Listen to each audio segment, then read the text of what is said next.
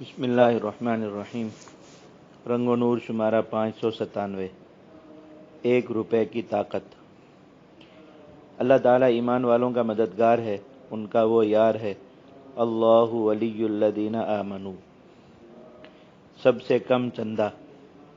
رمضان المبارک میں مسلمان سخی ہو جاتے ہیں، ہونا بھی چاہیے۔ ہر مسلمان کو ہمیشہ سخی ہونا چاہیے، کیونکہ آسمانوں سے زمین پر جو رحمتیں، دعائیں اور برکتیں اترتی ہیں، ان کا زیادہ حصہ سخی مسلمانوں کو ملتا ہے۔ سخی اللہ تعالیٰ کے قریب ہوتا ہے، جنت کے قریب ہوتا ہے۔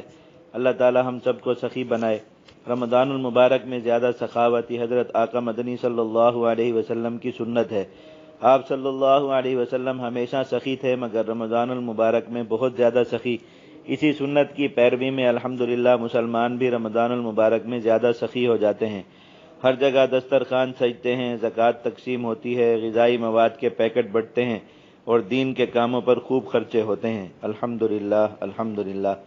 ہر انسان کو اپنے مال سے محبت ہوتی ہے، اس لیے وہ چاہتا ہے کہ اس کا مال ایسی جگہ لگے جہاں اجر اور آخرت کا نفع زیادہ بنے۔ قرآن و حدیث میں غور کیا جائے تو جہاد فی سبیل اللہ پر مال لگانے کی فضیلت سب سے زیادہ ہے۔ جہاد میں مال لگانے سے ایک تو اپنا فرض بھی ادا ہوتا ہے، کیونکہ جان و مال سے جہاد کرنا مسلمانوں پر فرض ہے، اور پھر جہاد پر مال لگانا بہت بڑا صدقہ جاریہ بھی ہے، اور جہاد پر مال لگانا کعبہ شریف کی خدمت پر مال لگانے سے بھی افضل ہے۔ آپ جانتے ہیں کہ کعبہ شریف اور حرم شریف میں 1 روپیہ خرچ کرنے کا اجر 1 لاکھ کے برابر ہے، جبکہ جہاد میں خرچ کرنا اس سے بھی افضل ہے۔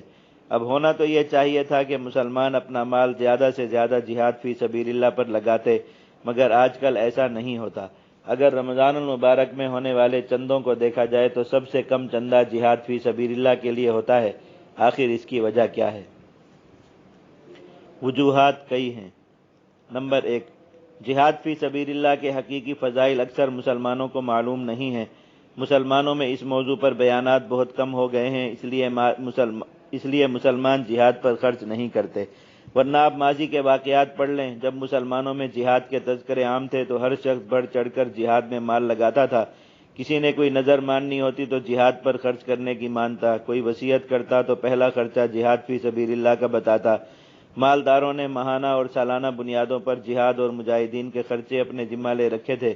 مسلمان عورتیں جہاد میں مردوں سے زیادہ مال لگاتی تھیں، کیونکہ وہ خود جہاد میں شریک نہ ہو سکنے کی اپنی کمی پورا کرنے کی فکر میں رہتی تھیں۔ اب مساجد و منابر پر جہاد کے تذکرے بہت کم رہ گئے تو خرچ کرنے والے بھی کم ہو گئے۔ نمبر 2، حکومتی پابندیاں، عالمی سازشیں اور منافقین کے پرانے ہتھیار۔ قرآن مجید نے 3 راز سمجھائے ہیں۔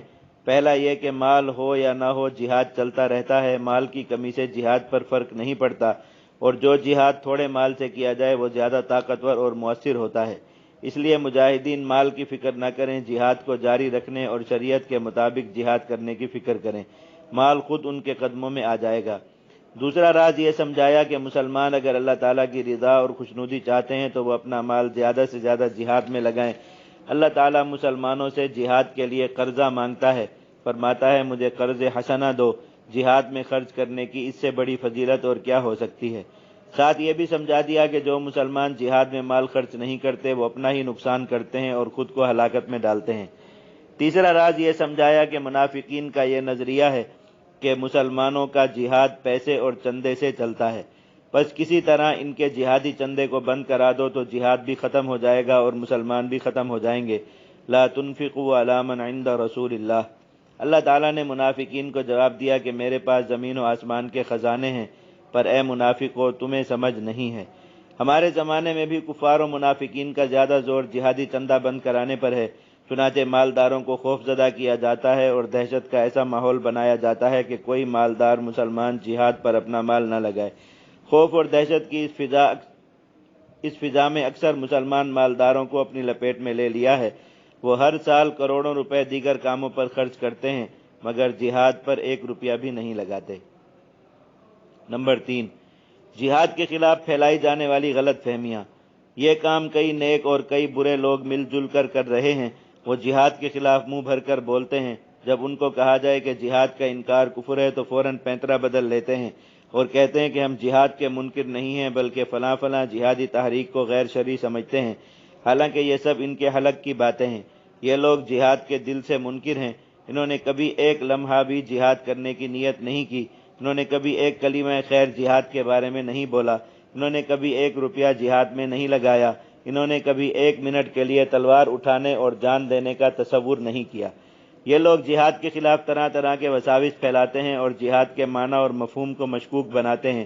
یہ لوگ امت کا مال فضول کاموں میں لگواتے ہیں مگر جہاد میں مال لگانے سے روکتے ہیں۔ جہاد میں کم چندہ ہونے کی وجوہات اور بھی کئی ہیں۔ جب کوئی بیماری بہت پکی ہو جائے تو اس کے اسباب کا شمار مشکل ہو جاتا ہے۔ جہاد میں مال خرچ نہ کرنا ایک خطرناک بیماری ہے، مگر یہ بیماری خواص و عوام میں پکی ہو چکی ہے، چنانچہ اس کی وجوہات شمار کرنا آسان کام نہیں ہے۔ ہم نے 3 وجوہات بطور مثال عرض کر دی ہیں، جبکہ ایک زیادہ اہم وجہ اور بھی ہے۔ اہم وجہ جہادی چندہ کم ہونے کی ایک اہم وجہ جہاد کی عظمت ہے۔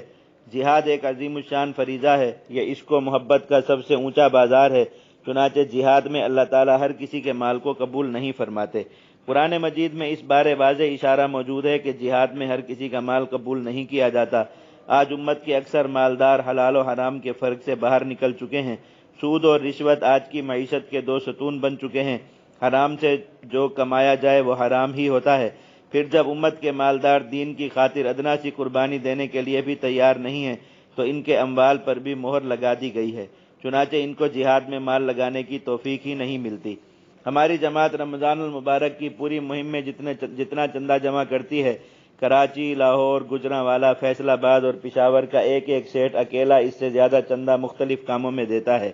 یعنی اگر ان سیٹوں میں سے صرف ایک اپنا سارا چندہ جہاد میں دے دے تو یہ ہماری پورے مہینے کی مہم سے بھی 2-3 گنا زیادہ ہوگا، مگر یہ سیٹ حضرات اپنا سارا پیسہ دوسرے کاموں میں لگا دیتے ہیں۔ پہلے تو یہ خیر تھی کہ یہ پیسہ الحمدللہ مساجد، مدارس اور دینی کاموں پر لگ جاتا تھا، جو یقیناً بہت اچھے مصارف ہیں، مگر پھر ان سیٹوں کی بد نصیبی جاگ اٹھی۔ اب طرح طرح کے ادارے، ٹرسٹ اور چیریٹیز آ گئی ہیں جو حرام کاموں میں مسلمانوں کا پیسہ خرچ کرتی ہیں اور اپنے غلط مصارف کے لیے زکوٰۃ تک وصول کرتی ہیں۔ کوئی علاج، کوئی تعلیم اور کوئی ترقی کے نام پر مسلمانوں کو لوٹ رہا ہے اور ان کی رہی سہی نیکیوں کا بھی جنازہ نکال رہا ہے۔ بہرحال جیسی روح ویسے فرشتے، جیسا مال ویسے مصارف۔ اب کیا بچا؟ اب تک جو باتیں عرض ہوئیں ان کا خلاصہ ذہن میں رکھ لیں۔ نمبر 1، جہاد میں مال خرچ کرنا بہت افضل ہے، مگر آج کل جہادی چندہ سب سے کم ہوتا ہے۔ نمبر 2، اس کی کئی وجوہات ہیں، کم علمی، خوف اور شکوک وغیرہ، جبکہ اہم وجہ یہ ہے کہ اللہ تعالیٰ ہر کسی کا مال جہاد کے لیے قبول نہیں فرماتے۔ آج مسلمانوں کے تمام سیٹ جہاد سے بھاگ گئے۔ مالدار، زمیندار، سرمایہ دار جہاد میں مال خرچ کرنے سے ڈرنے لگے۔ سیاستدان اور بااختیار مسلمان جہاد کے خلاف ہو گئے۔ تو اب جہادی چندے کی جھولی میں کیا بچا، جو جھولی خود حضرت آقا مدنی صلی اللہ علیہ وسلم نے مسجد نبوی سے شروع فرمائی تھی؟ جواب یہ ہے کہ اس جھولی میں غریب مسلمانوں اور متوسط مسلمانوں کے 5 روپے، 10 روپے اور 1 روپے بچ گئے، مگر یہ چھوٹے نوٹ اتنے بھاری ہیں کہ ان کے خوف سے دنیا کی سپر طاقتیں کرا رہی ہیں۔ غریب ماؤں بہنوں کے ہلکے زیورات اور یہ چھوٹے سکے اتنے طاقتور ہیں کہ ان کے خوف سے بڑی بڑی حکومتیں لرز رہی ہیں، کانپ رہی ہیں۔ روز نئے نئے اتحاد، نئے نئے آلات، نئے نئے اسلحے، نئے نئے منصوبے، مگر آخر میں ایک ہی رپورٹ کہ جہاد بڑھ گیا، مجاہدین بڑھ گئے، دہشت گردی پھیل گئی، خطرات بڑھ گئے۔ ارے ظالموں، گزشتہ 20 سال کے عرصے میں اپنی ایک فتح تو دکھاؤ، نہیں دکھا سکو گے، جبکہ جہاد کا دامن فتوحات سے بھرا ہوا ہے۔ سلام ہو ان غریب مسلمانوں کو، سلام ہو ان ماؤں بہنوں کو جو جہاد فی سبیل اللہ میں مال خرچ کرتے ہیں۔ ان کو اس مال کا اصل بدلہ تو آخرت میں ملے گا انشاءاللہ، مگر دنیا میں وہ اپنے اس مال کی طاقت کا خود مشاہدہ کر سکتے ہیں۔ یہ چند روپے آج اربوں خربوں ڈالر کے بجٹ سے ٹکرا رہے ہیں اور ان پر غالب آ رہے ہیں۔ واہ میرے اللہ واہ، کیا نکتہ سمجھا دیا۔ قرآن مجید میں وعدہ دیا گیا کہ جہاد پر مال خرچ کرو گے تو اللہ تعالیٰ اسے اضعافا مضاعفہ یعنی کئی کئی گنا بڑھا دیں گے۔ ہم یہی سمجھتے تھے کہ یہ اضافہ آخرت کے اجر میں ہوگا، یہ اضافہ مال خرچ کرنے والے کے مال میں ہوگا، یہ بھی سب ٹھیک ہے، مگر آج سمجھ میں آیا کہ جو روپیہ تم دو گے اللہ تعالیٰ اس کو بھی کئی کئی گنا بھاری، وزنی اور مؤثر بنا دے گا۔ ایک ایک روپے کی جھولی چندے سے ہونے والے جہاد کی شان دیکھو کہ دشمن اربوں روپے خرچ کر کے بھی اس کا مقابلہ نہیں کر پا رہا۔ اللہ اکبر کبیرہ، لا الہ الا اللہ، لا الہ الا اللہ، لا الہ الا اللہ محمد الرسول اللہ۔ اللہم صلی علی سیدنا محمد وآلہ وصحبہ وبارک وسلم تسلیما کثیرا کثیرا، لا الہ الا اللہ محمد الرسول اللہ۔